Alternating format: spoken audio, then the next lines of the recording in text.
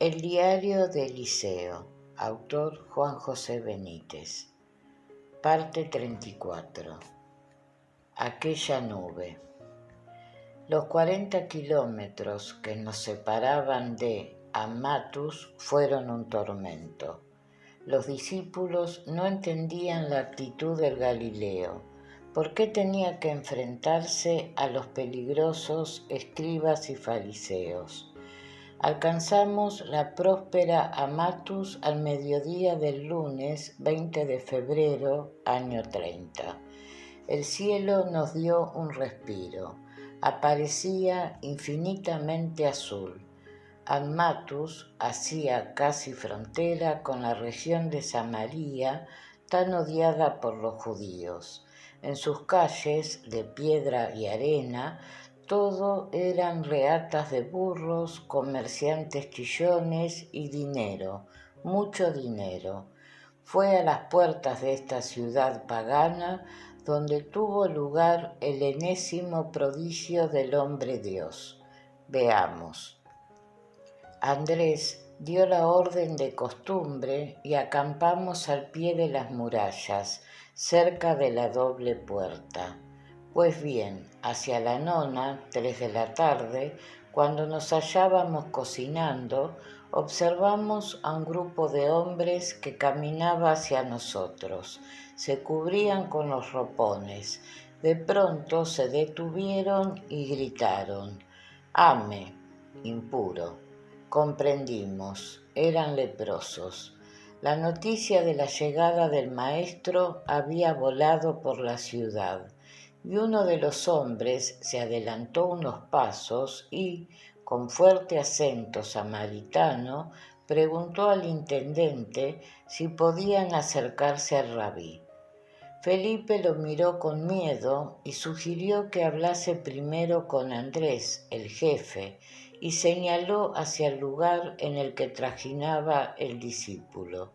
Y así lo hicieron, siempre a 4 o 5 metros y, embozados, los leprosos se situaron frente a Andrés y el que parecía samaritano volvió a exponer el deseo del grupo.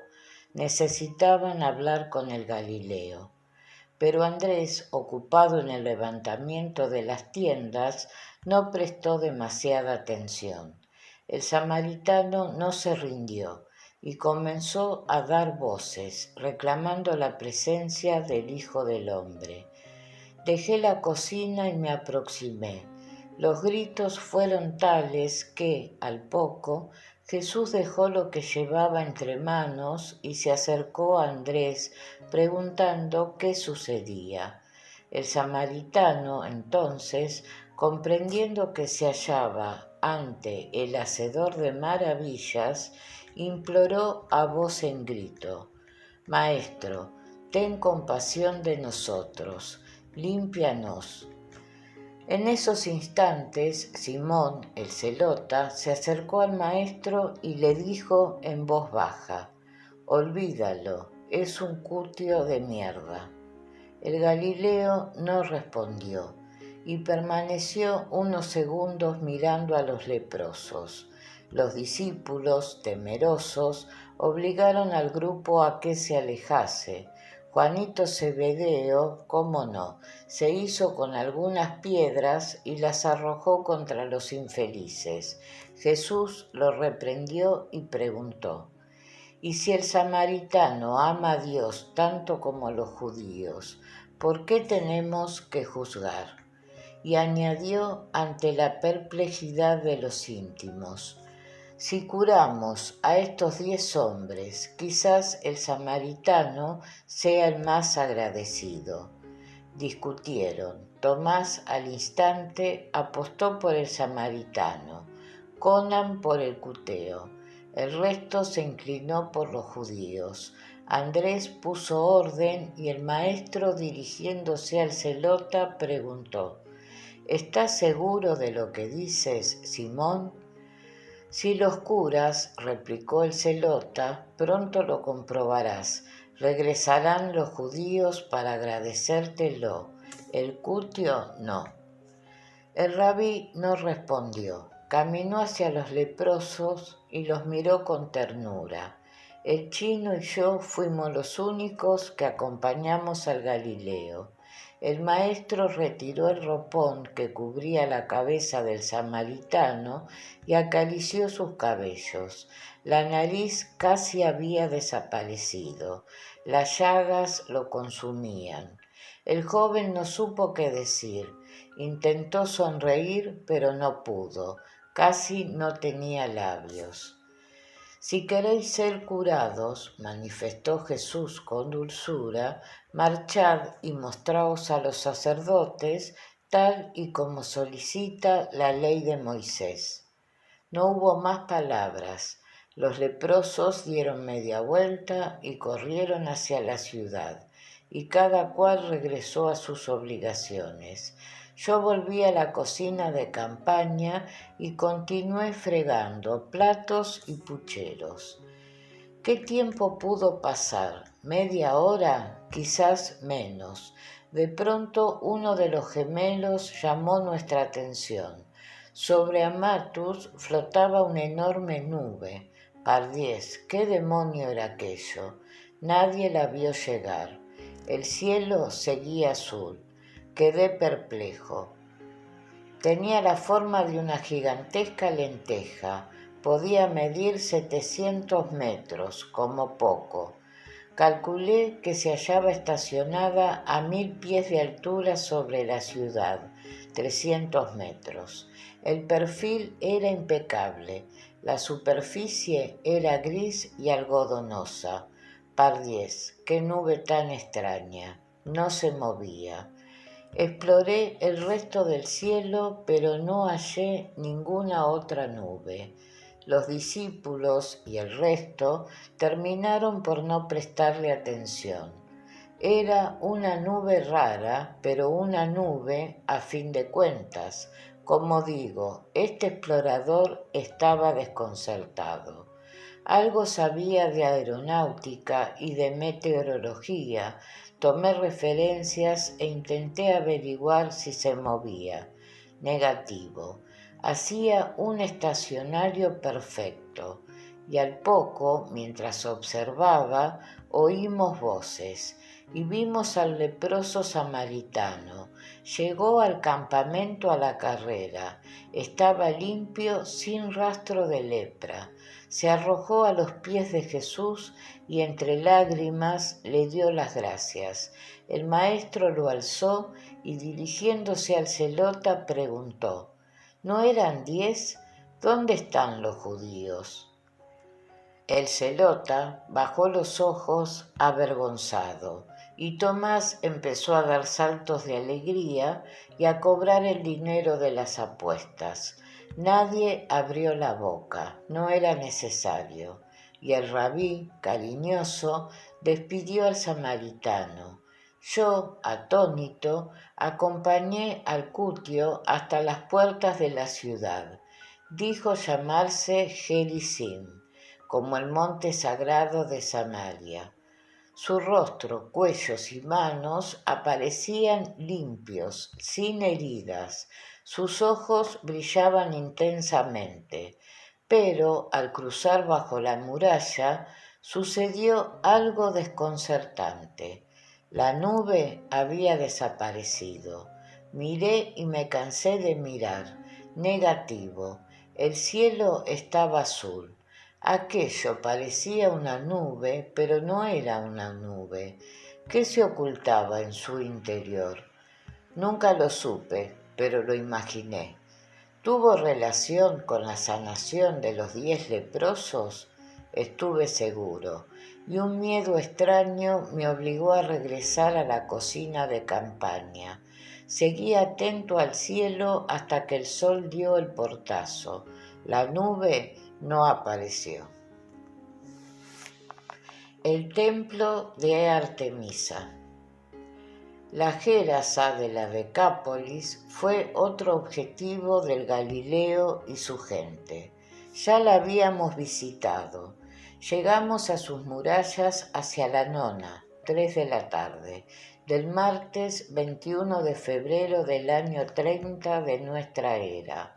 La puesta de sol estaba prevista para las 17 horas 25 minutos y 25 segundos. Disponíamos, por tanto, de 2 horas largas para montar el campamento y organizarnos. Pero el maestro volvió a sorprendernos. Dio las órdenes oportunas y Andrés se ocupó del montaje de las tiendas. El Galileo, entonces, se dirigió a la ciudad. La Taba y un reducido grupo de evangelistas se fueron con él. El instinto avisó y me fui tras ellos. Al alcanzar el templo de Artemisa, hija de Zeus y patrona de Gérasa, el Hijo del Hombre se detuvo. Se sentó en las escalinatas que daban acceso al formidable templo y sacó una bella naranja del morral que colgaba del hombro izquierdo. Y empezó a acariciarla. Entonces habló sobre el Padre Azul, sobre su dulzura, sobre el inmenso amor que constituye su naturaleza y sobre los planes de ese Dios para con los humanos. Habló de las zonas increadas y de lo que nos aguarda tras la muerte. Habló de la inmensa suerte de haber sido imaginados por Abba y del increíble futuro que nos espera. Al poco, un nutrido grupo de gerásenos nos rodeó, escuchando perplejos.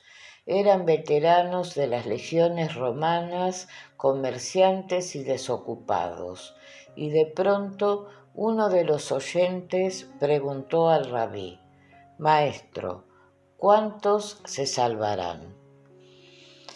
El Galileo se puso en pie y, ante mi asombro, dijo cosas como estas: «Se os ha enseñado que sólo los hijos de Abraham serán salvados, y se os ha dicho que los que podrán entrar en el reino de los cielos serán muy pocos. Hay un dicho popular que dice que el camino hacia la vida eterna es recto y estrecho. Por el contrario, la senda que conduce a la destrucción es ancha y cómoda. Esta última es muy frecuentada. Pues bien, yo os declaro que la salvación, sobre todo, es un asunto de elección personal». Pensé que no había oído bien, y el rabí continuó: «Aunque la puerta que conduce al reino invisible y alado es angosta, yo os digo que es lo suficientemente grande para que quepan los que buscan la salvación. Y digo más, yo soy esa puerta. Buscadme y entraréis en el reino del Padre Azul. Pero, ojo, si rechazáis esa entrada, si os mantenéis en los placeres materiales, puede que no podáis ingresar en el reino. Y si llamáis a la puerta después de gozar de la vida, yo os diré desde dentro: no sé de dónde venís. Tuvisteis una oportunidad, pero la rechazasteis, y la puerta será cerrada para siempre.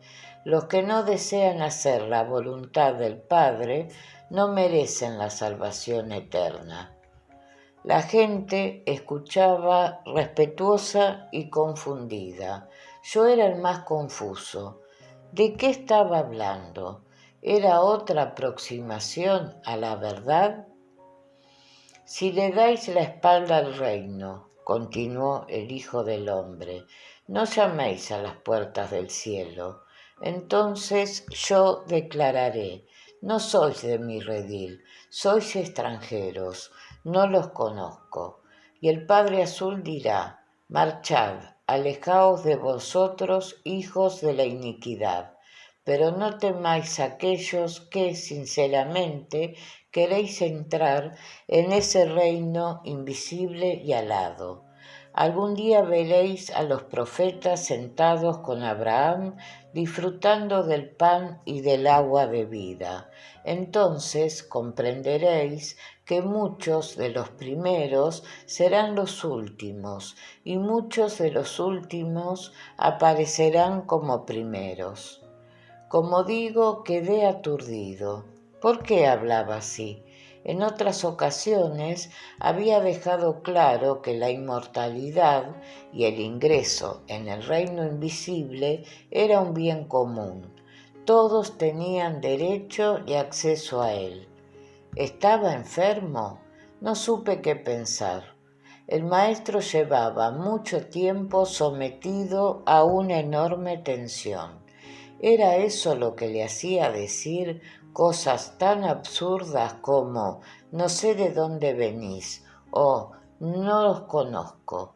¿Por qué ponía condiciones al ingreso en el reino del Padre Azul? Él había sido muy claro: vuestro futuro es espléndido, hagáis lo que hagáis o digáis lo que digáis.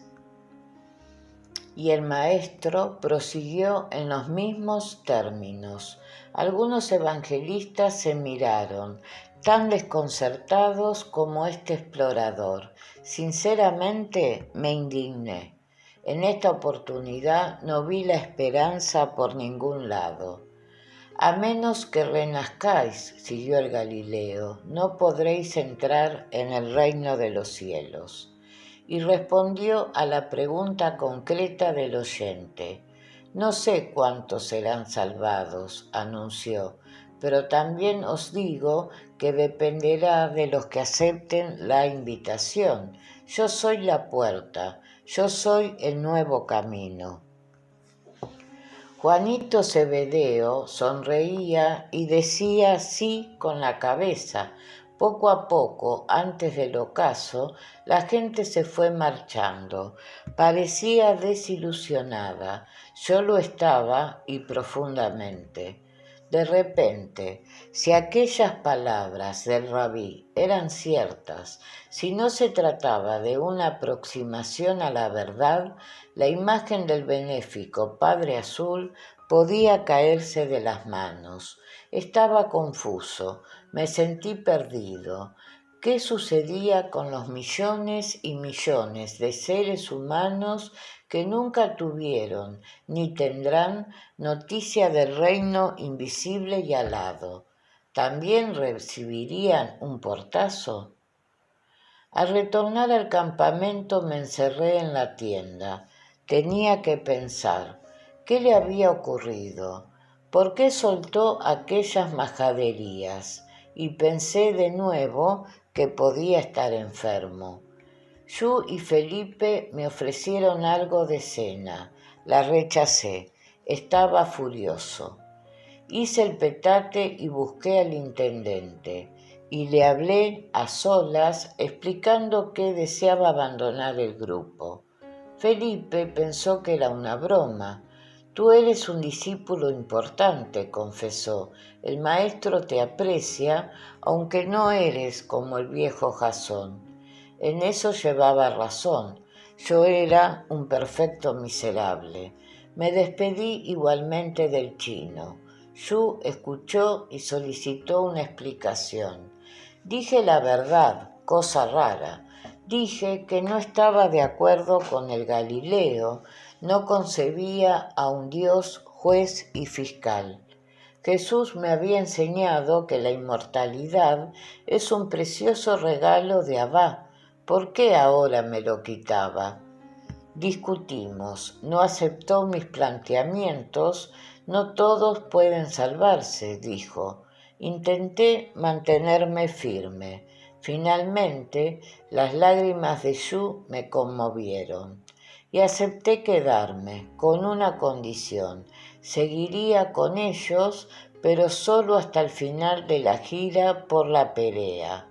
Pardiez, cuán ciego fui. Mi destino estaba trazado, y bien trazado. Días de plomo. El jueves 23 de febrero del año 30 alcanzamos Filadelfia, actual Amman. La antigua ciudad Rabat Ammón, capital de los amonitas, era una ciudad aristócrata y discreta. Llevaba bien sus 1200 años de historia. Durante el dominio de Ptolomeo Filadelfus, 200 años atrás, la urbe fue reconstruida y llamada justamente Filadelfia. Finalmente, en el año 30 a.C., Herodes el Grande la hizo suya. Después, bajo el amparo de Roma, se convertiría en una de las ciudades de la Decápolis. Era fundamentalmente beduina. Allí gobernaban el desierto y el dinero, por este orden.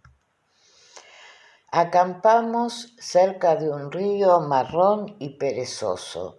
Fueron días de plomo para este explorador. Seguí ayudando a Felipe en la cocina, pero me mantuve al margen de las actividades desplegadas por el Galileo. No deseaba verle y, menos aún, escucharle. Sé que habló en la sinagoga, la única que no le cerró sus puertas, y supe también, por Felipe y el resto, que continuaron las desavenencias con Albert y los suyos. El pequeño gran hombre había decidido instalar su cuartel general en Filadelfia, y allí reunió a un considerable número de creyentes en Jesús de Nazaret. Pero los discípulos de uno y otro bando, como dije, se hallaban enzarzados en polémicas absurdas. ¿Debían bautizar? ¿Debían utilizar tal o cual aceite con los enfermos? ¿Debían arrodillarse con la pierna derecha o con la izquierda? Jesús no quiso entrar en estos asuntos menores. La cuestión es que, con el paso del tiempo, los creyentes de Filadelfia se fueron distanciando de los seguidores que residían en Jerusalén. Por una vía que no estoy autorizado a desvelar, Caballo de Troya supo que la enemistad llegó al extremo de romper relaciones con la naciente iglesia que encabezaba Santiago, el hermano carnal del maestro. Abner se negó a aceptar los principios impuestos por Pedro y el referido Santiago tras la muerte de Jesús. Pedro olvidó el mensaje del rabí y se dedicó a predicar una religión basada en la figura y en la resurrección del Galileo. Después llegó Pablito de Tarso, el misógino, y las relaciones entre Abner y Jerusalén se rompieron para siempre. Abner consideró a Pablo como el astuto corruptor de las enseñanzas del maestro, y añado, se quedó corto. Fue esta la razón por la que Abner no figura en los textos evangélicos.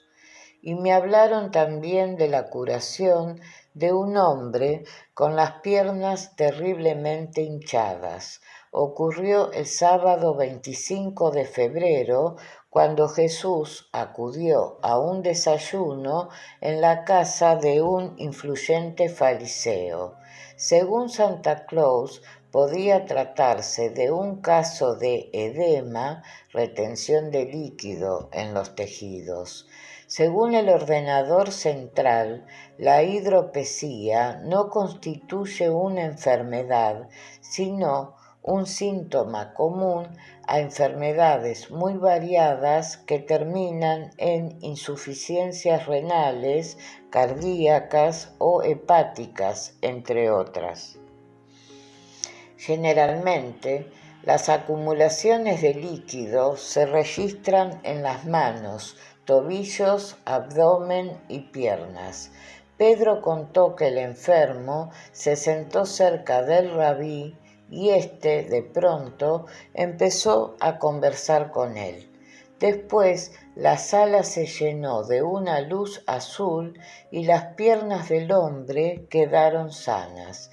Sinceramente no me interesó. Y los íntimos hablaron también de la asombrosa curación de una mujer jorobada. Sucedió en la sinagoga, después de una predicación del rabí. No creí una palabra. Los discípulos siempre exageraban, sobre todo Pedrito. Y el domingo, 26 de febrero del año 30, cuando nos encontrábamos en la aldea de Betavara, algo más al sur, vimos aproximarse a un jinete. Faltaba poco para el ocaso.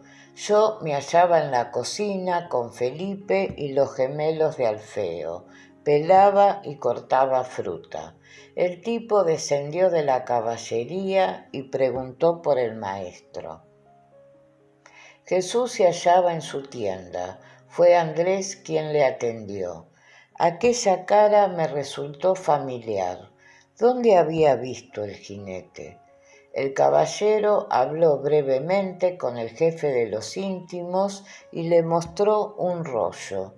Parecía un papiro. Andrés quiso tomarlo, pero el hombre se negó. Debía entregárselo al Galileo en persona.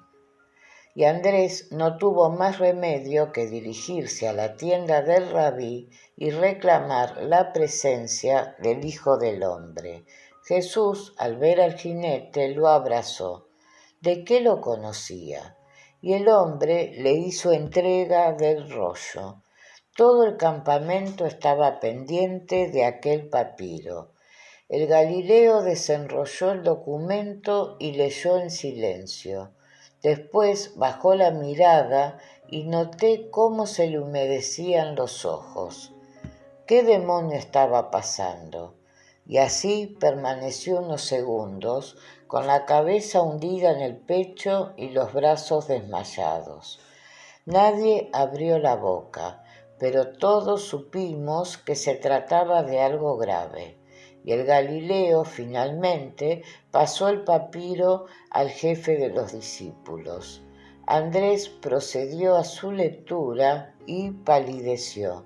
Después, por indicación del Hijo del Hombre, el jefe leyó en voz alta. Señor, decía el mensaje, aquel que amas está muy enfermo. Ven, firmado Marta y María. Entonces recordé, el jinete era uno de los siervos de Lázaro. El hombre había cabalgado desde Betania. Todos quedaron desconcertados. Nadie sabía nada. La última vez que vimos a Lázaro gozaba de una excelente salud. Algún tiempo después lo supe. Cuando el jinete llegó al campamento de Betavara, Lázaro ya estaba muerto. Falleció esa mañana del domingo 26 de febrero del año 30. Al leer el mensaje de Marta y María, Lázaro llevaba muerto 11 horas. Y, tras unos segundos de embarazoso silencio, el maestro se dirigió al siervo y le dijo con voz firme, «Diles que esta enfermedad no es de muerte». Y volvió a abrazarlo. El jinete declinó la invitación de Andrés para que descansara, saltó sobre la montura y partió en dirección a Jericó. Los discípulos y los evangelistas estaban desconcertados. Lázaro era amigo de Jesús desde la infancia. Con él había jugado en la finca de Betania y por las calles de Jerusalén. Lázaro y las hermanas lo ayudaron y protegieron muchas veces. ¿Por qué no acudía de inmediato en su ayuda? Y allí permanecimos durante 2 largos días, mano sobre mano. Después, al ser testigo de lo que sucedió, comprendí por qué el maestro no quiso moverse de Betavara durante 48 horas. Lo tenía todo calculado. Pero el 1 de marzo, miércoles, la situación cambió. Al alba, Jesús habló con Andrés y éste dio la orden, una orden que dejó confusos a los íntimos. Vamos, moved el culo, partimos hacia Betania. 1, 5, 4. Los discípulos, como digo, no salían de su asombro. Betania, eso estaba a un paso de Jerusalén. ¿Y qué pasaba con el Sanedrín? Lo capturarían. Andrés y Latabá se reunieron a solas y cambiaron impresiones. Aquello, en efecto, era una locura. Jesús se desentendió y empezó a desarmar su tienda. Parecía ajeno a la lógica preocupación de su gente. Discutieron. Andrés y Santiago Zebedeo eran partidarios de no pisar Betania. Pedro y Juanito dudaron. Andrés tenía razón. En cuanto el Sanedrín tuviera noticia de la presencia en Betania del Hijo del Hombre, los levitas lo arrestarían. Minutos después, Andrés y la escolta se aproximaron al Galileo y le hicieron ver que la idea de viajar a Betania no era aconsejable. Maestro, habló Santiago con el rostro y la voz preocupados. Estuviste en Jerusalén hace poco y las castas sacerdotales intentaron matarte. En aquel momento les ofreciste la verdad. No permitiremos que vuelvas a Judea. Y el rabí, sin dejar de desmontar la tienda, replicó con una seguridad que nos hizo temblar. Quiero darles otra oportunidad. Llevaré a cabo una obra que no dejará lugar a la duda. Olvidó lo que estaba haciendo, se volvió hacia los íntimos y desvió la mirada hacia este explorador. Sí, yo sabía a qué se refería, y añadió mirando a los suyos. Además, ¿es que no entendéis que nuestro amigo Lázaro duerme?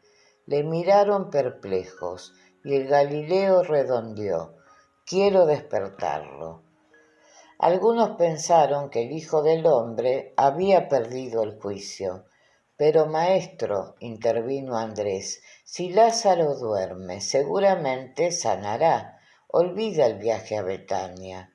Y Jesús, colocando sus manos sobre los hombros del jefe de los íntimos, declaró abiertamente: Lázaro ha muerto, y me alegro de no haber estado allí. Los discípulos no sabían qué hacer ni qué decir. Sí, pensaron, el Galileo había perdido la razón. Y el maestro prosiguió: así tendréis un nuevo motivo para creer en mí. Lo que veréis deberá fortaleceros de cara a los días negros que se avecinan. Por supuesto no entendieron, no sabía a qué se refería, y los gemelos, oh sorpresa, intervinieron. Vamos a morir. Mateo, Leví y el oso hicieron causa común, pero el Galileo no prestó atención. Dio media vuelta y continuó desmontando la tienda. No había nada que hacer. Jesús lo tenía decidido. Fue en esos tensos momentos cuando Tomás se unió al grupo y, ante la perplejidad de todos, sacó los dados y los agitó en el aire en su mano izquierda. Después los lanzó sobre las pieles de cabra de la tienda del rabí y cantó: 1, 5, 4. Le miraron sin comprender. Observé los 3 dados. En efecto, aparecían esos números. 1, 5, 4, repitió el visco entusiasmado. ¿Es que no lo veis? ¿Ver qué? Y Tomás aclaró ante la sonrisa del maestro. Suma 10, Yod, el padre. Estaban desconcertados. El rabí recogió los dados y sin dejar de sonreír se los entregó al eufórico Tomás.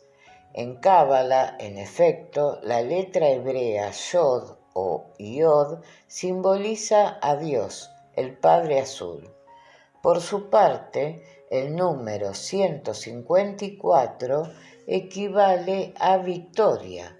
Quedé más sorprendido que los discípulos y lo tomé por lo que era, una señal de los cielos. Tomás entonces, agitando de nuevo los dados en la mano izquierda, animó a sus compañeros. Vamos, muramos con él. ¿Eres homosexual?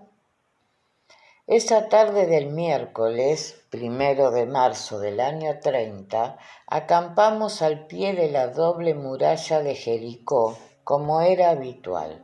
Al poco empezó a llegar gente. El hacedor de maravillas había regresado a Jericó. A la hora de la cena, unas 50 personas se congregaron en torno al rabí. Era inevitable. Algunos eran fariseos, resultaban inconfundibles, levitas negras, gorros cónicos de terciopelo tenebroso, miradas esquivas y opacas, y los tradicionales y largos tirabuzones a ambos lados de la frente. Un poderoso fuego, menos mal, se alzaba entre el maestro y sus enemigos, y los santos y separados, no sé si intencionalmente, empezaron a discutir entre ellos sobre el divorcio. Jesús escuchaba serio y en silencio mientras devoraba la cena, garbanzos con arenques escabechados. Felipe se había esmerado, deliciosos, y de pronto uno de los fariseos levantó la voz e interpeló al Hijo del Hombre. Maestro, ¿apruebas el divorcio? Se hizo el silencio. Las llamas, sabedoras de la hipocresía de aquellos fulanos, crepitaron amenazadoras. El divorcio justo, sí, respondió Jesús. El vuestro, no. Conviene aclarar que, en aquel tiempo, los judíos practicaban el divorcio.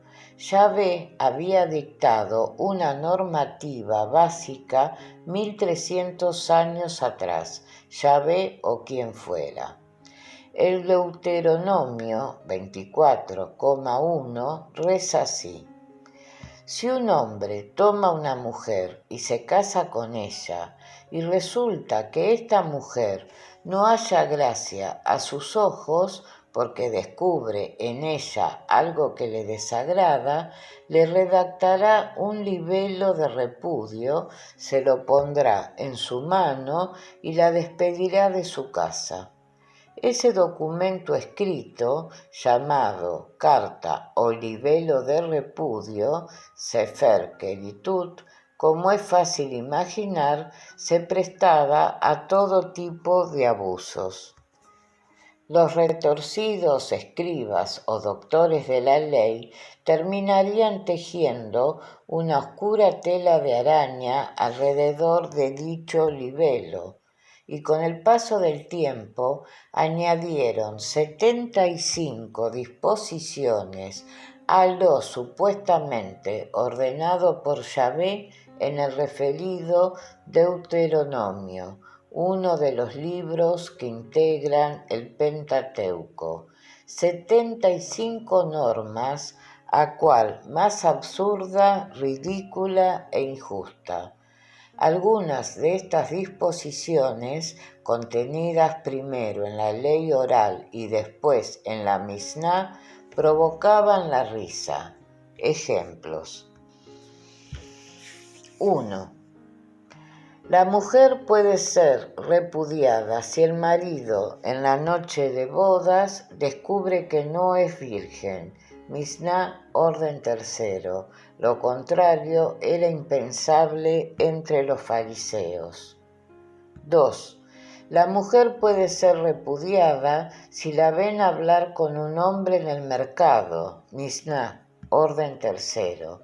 Por eso los fariseos no permitían que sus esposas hicieran la compra. Eran ellos los que acudían al mercado.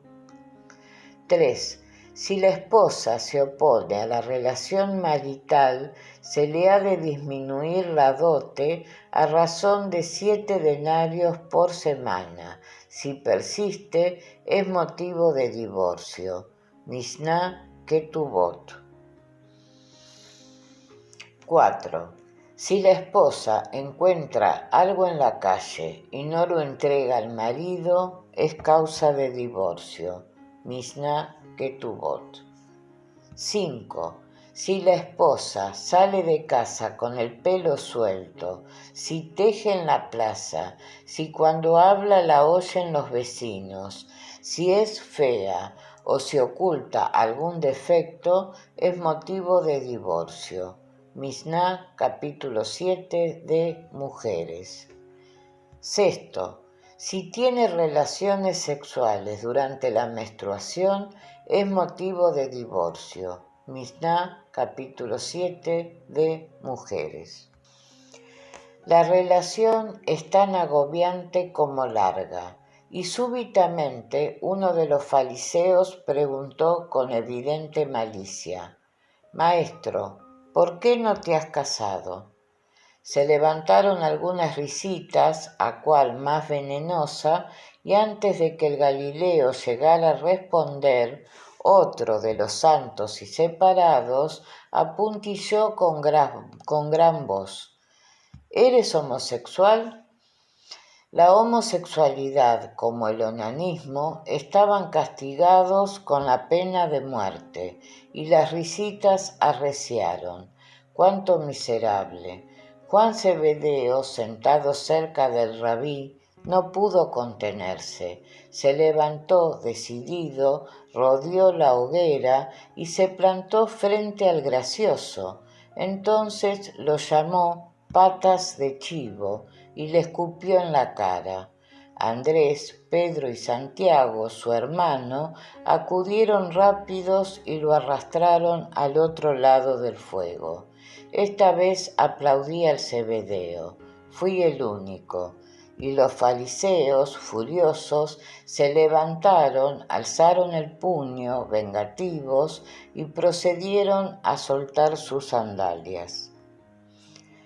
Después golpearon el suelo con ellas. Era la forma de decir que no volverían a sentarse con el Hijo del Hombre. Y marcharon entre maldiciones. Mal asunto, me dije. Aquellos malnacidos eran especialmente vengativos. No me equivoqué. El matrimonio, habló al fin el Galileo, es loable. Todos deberían aspirar a formar una familia. No olvidéis que el matrimonio bajó del cielo.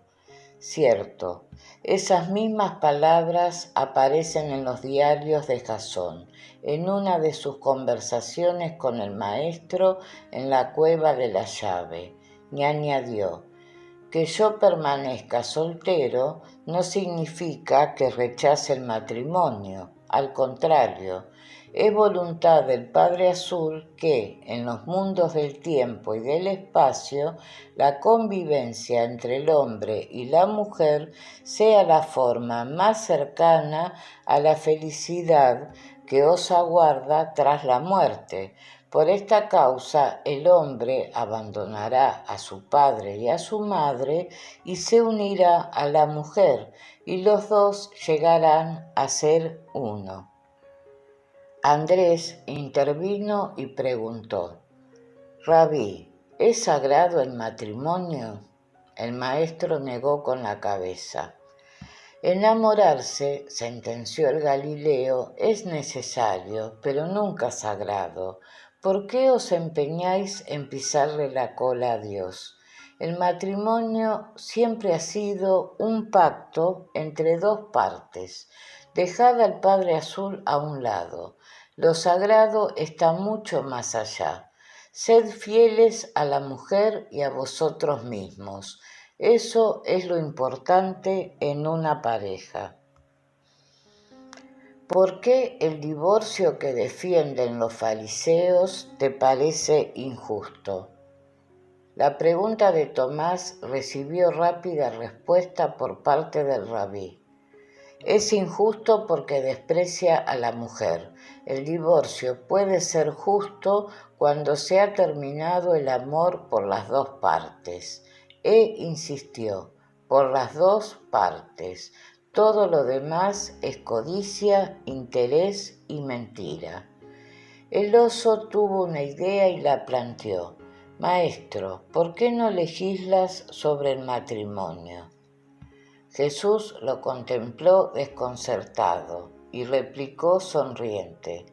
¿Y de qué serviría? No he venido al mundo para modificar los asuntos terrenales. Si lo hiciera, el curso natural de la historia lo rectificaría a los pocos días. Lo que es bueno hoy no tiene por qué serlo mañana. Ciertísimo. Por eso Jesús jamás entró en política o en asuntos de economía o en temas puramente sociales. Lo suyo era más importante y trascendente. Y volviendo al matrimonio, el rabí resumió. No me he casado porque el Padre Azul tiene otros planes para mí. Sonrió de nuevo y proclamó. Y que conste que tengo derecho al matrimonio, siempre que sea la voluntad de Abba. Al regresar a la cuna, repasé los textos evangélicos respecto a la accidentada reunión con los fariseos al pie de las murallas de Jericó. Mateo dice, y sucedió que, cuando acabó Jesús estos discursos, partió de Galilea y fue a la región de Judea, al otro lado del Jordán. Le siguió mucha gente y los curó allí. Y se le acercaron unos fariseos que, para ponerle a prueba, le dijeron, ¿puede uno repudiar a su mujer por un motivo cualquiera? Él respondió, ¿no habéis leído que el Creador desde el comienzo los hizo varón y hembra y que dijo, por eso dejará el hombre a su padre y a su madre y se unirá a su mujer y los dos se harán una sola carne, de manera que ya no son dos, sino una sola carne? Pues bien, lo que Dios unió no lo separe el hombre. Dícenle, pues, ¿por qué Moisés prescribió dar acta de divorcio y repudiarla? Díceles, Moisés, teniendo en cuenta la dureza de vuestro corazón, os permitió repudiar a vuestras mujeres, pero al principio no fue así. Ahora bien, os digo que quien repudia a su mujer no por fornicación y se case con otra, comete adulterio. Error tras error. Jesús no partió de la Galilea, se hallaba en Betabara, al sur de la Perea, cuando tomó la decisión de viajar a Betania. Tampoco le siguió mucha gente y tampoco hubo curaciones. En cuanto a las respuestas del rabí a los fariseos, pura invención. Jesús jamás pronunció esas frases. Una en especial fue aprovechada por las iglesias, en su beneficio naturalmente. Lo que Dios unió, no lo separe el hombre. Las palabras de Jesús contra el divorcio practicado por los fariseos se extendieron rápidamente por Jericó. Pues bien, al día siguiente, temprano, cuando procedíamos a recoger el campamento, nos vimos invadidos por decenas de madres con sus hijos en brazos o de la mano. Conté más de 80 mujeres. Pretendían saludar al maestro, felicitarle por sus valientes palabras y que bendijera a los pequeños. Y así fue. El Galileo, encantado, agradeció las felicitaciones y fue acariciando a los bebés. Para todos tuvo una palabra de consuelo y esperanza. La más repetida fue: confía. Pero Juanito Zebedeo, una vez más, metió la pata. El Zebedeo, al ver el tumulto, se acercó a las hebreas que rodeaban a Jesús y empezó a maldecir y a empujar a las mujeres, obligándolas a retirarse. Algunas madres protestaron, pero Juan siguió a lo suyo y con malas maneras. Varios niños empezaron a llorar. El rabí se dio cuenta de los modales del discípulo, se abrió paso y lo reprendió. Juanito dio la espalda al grupo y se alejó pateando las piedras. El Galileo entonces pronunció aquellas célebres palabras: dejad que los niños se acerquen a mí, no lo impidáis, porque de ellos es el reino de los cielos. En verdad os digo que el que no se haga como un niño difícilmente entrará en el reino invisible y alado. Después el rabí se despidió de las madres y hacia la tercia, 9 de la mañana, partimos hacia Betania. Jesús lucía en el pecho los collares de flores que le ofrecieron las mujeres de Jericó. Faltaban 6 horas para el gran suceso.